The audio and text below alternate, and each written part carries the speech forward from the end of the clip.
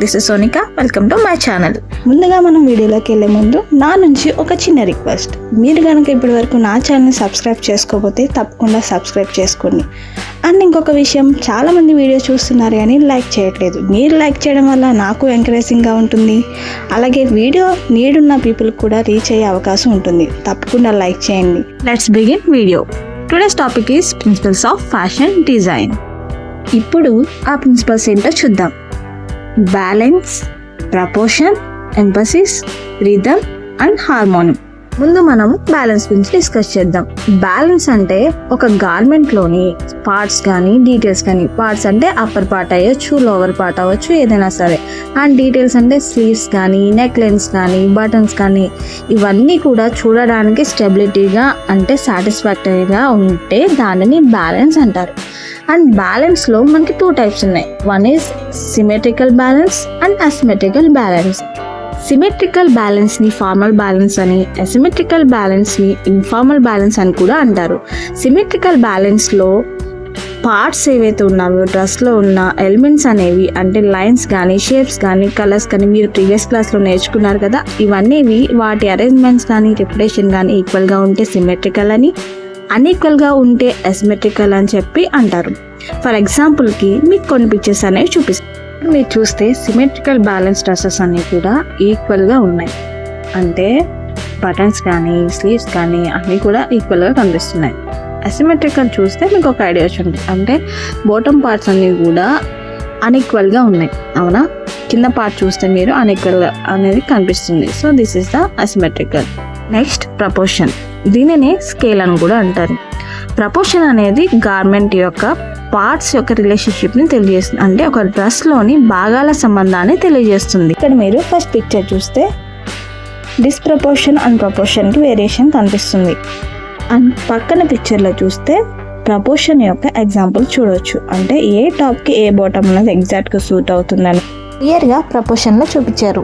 And ఇక్కడ ఈ person యొక్క పర్సనాలిటీని చూసి మనం ప్రపోర్షన్ అనేది ఎలా డివైడ్ చేయొచ్చు అనేది పర్ఫెక్ట్గా ఎగ్జాంపుల్తో చూపించారు.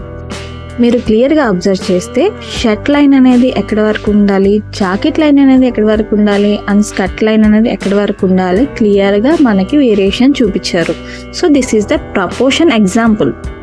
ఇంకొక ఎగ్జాంపుల్ చూద్దాం. పిక్చర్లో చూస్తే మీకు రైట్ సైడ్ ఒక సెట్, లెఫ్ట్ సైడ్లో ఒక సెట్ అనేది ఉంది. సో రైట్ సైడ్లో అన్నీ కూడా క్లోజ్ టు 1:1 రేషియోలో గార్మెంట్స్ అనేవి ఉన్నాయి. లెఫ్ట్ సైడ్లో చూస్తే మీకు ప్రపోర్షన్లో డివైడ్ చేశారు. ఫస్ట్ గార్మెంట్ అనేది 1:2 రేషియోలో, సెకండ్ గార్మెంట్ 2:3 రేషియోలో, అండ్ థర్డ్ గార్మెంట్ 3:5 రేషియోలో డివైడ్ చేశారు. చూసారు కదండి, ప్రపోర్షన్ అనేది గార్మెంట్స్కి ఎంత ఇంపార్టెంట్ ప్రిన్సిపల్ అనేది అర్థమైంది కదా. సో నెక్స్ట్ ఏంటో చూద్దాం. Next one is rhythm. దీనిని ఫ్లో ఆఫ్ ఎలిమెంట్స్ అని చెప్పొచ్చు. అంటే one area of the garment to another area. అంటే ఒక గార్మెంట్లో ఒక పార్ట్ నుంచి ఇంకొక పార్ట్కి ఎలిమెంట్స్ అంటే లైన్స్ కానీ, షేప్స్ కానీ, కలర్స్ కానీ ఇవి ఒక ఏరియా నుంచి ఇంకొక ఏరియాకి స్ప్రెడ్ అవడాన్ని రిథమ్ అంటారు. రిథమ్లో 4 టైప్స్ ఉన్నాయి.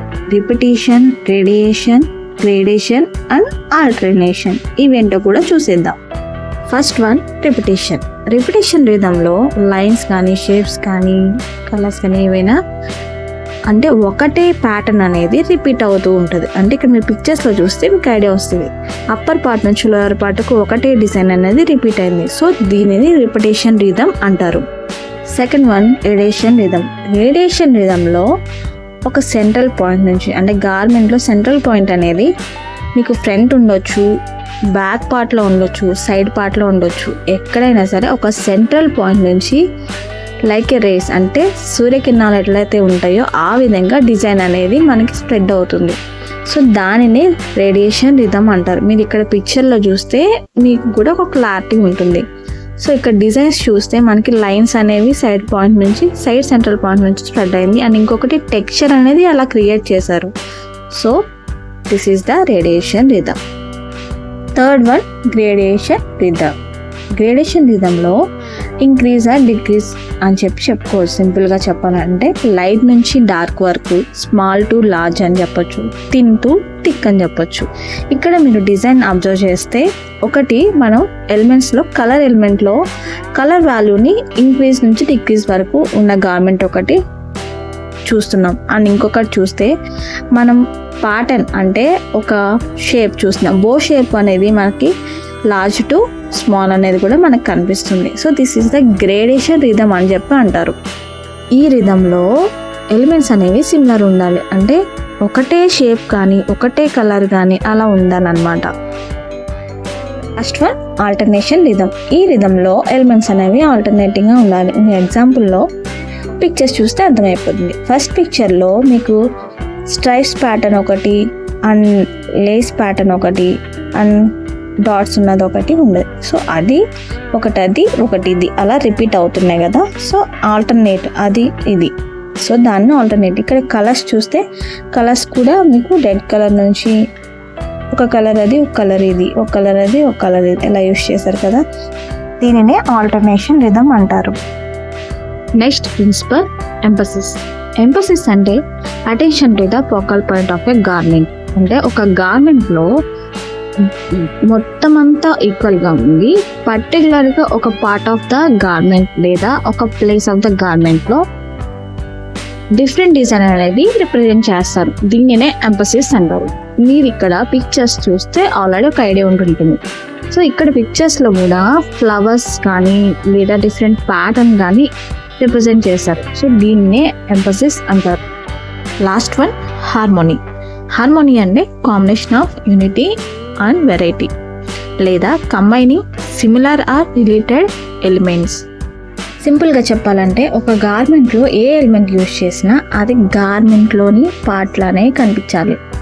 ఇక్కడ మీరు ఫస్ట్ పిక్చర్ అబ్జర్వ్ చేస్తే థ్రెడ్ ఎంబ్రాయిడరీ అనేది సేమ్ కలర్తో ఇచ్చారు, బట్ అది డిఫరెంట్ ఎలిమెంట్లా కనిపించట్లా, యాజ్ ద గార్మెంట్తో వచ్చినట్టు ఉంది. అలాగే పక్కన ఉన్న పిక్చర్ కూడా చూస్తే లేస్ ఎఫెక్ట్ అనేది ఓవరాల్ డ్రెస్కి గార్మెంట్కి ఇచ్చారు, బట్ మీరు క్లియర్గా అబ్జర్వ్ చేస్తే కింద పార్ట్ అనేది ట్రాన్స్పరెంట్గా ఉంది, కానీ అబ్జర్వ్ చేస్తే దాన్ని కనిపించట్లేదు. కానీ ఓవరాల్ గార్మెంట్ లుక్ అనేది సేమ్ కనిపిస్తుంది. నెక్స్ట్ పిక్చర్ చూద్దాం. ఫస్ట్ పిక్చర్లో చూస్తే ఓవరాల్గా గార్మెంట్లో క్యూబ్ షేప్స్ అనేవి ఇచ్చారు. సో ఆ షేప్స్ అనేవి సేమ్ సైజులో ఉన్నాయి. సో ఇక్కడ యూనిటీగా మనం సైజెస్ అనుకోవచ్చు. వెరైటీగా బ్లాక్ కలర్ అంటే డిఫరెంట్ కలర్ అనేది ఇచ్చారు. బట్ ఓవరాల్గా గార్మెంట్ అంతా ఒకలానే ఉంది, అంటే ఆ క్యూబ్స్ అనేవి కూడా గార్మెంట్తో ఇంక్లూడ్ అయ్యి వచ్చినట్టే ఉంది.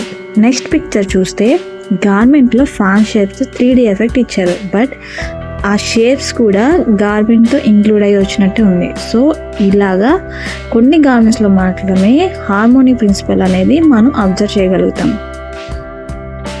చూసారు కదండి ప్రిన్సిపల్స్ అంటే ఏంటి, అవి ఏ విధంగా మనకి గార్మెంట్స్లో యూజ్ అవుతాయి అనేది.